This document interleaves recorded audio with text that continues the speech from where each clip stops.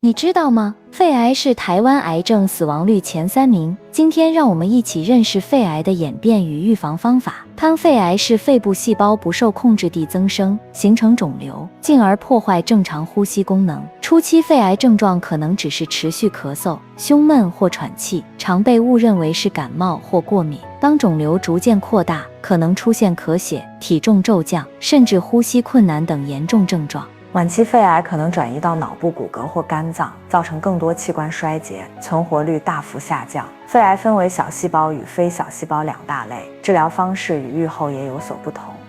低剂量电脑断层扫描是目前最有效的早期肺癌检查方式。早期肺癌的5年存活率约60%，而晚期却低于10%。吸烟与二手合是肺癌主因，空气污染与遗传也可能提高风险。戒烟、多运动、均衡饮食，并避免暴露于空污与化学毒物，是最实际的预防行动。若你超过50岁，有抽烟习惯或家族病史，请与医师讨论是否进行定期检查。肺癌不是绝症，早期发现、及时治疗最关键。记得戒烟、检查，保护自己与所爱的人。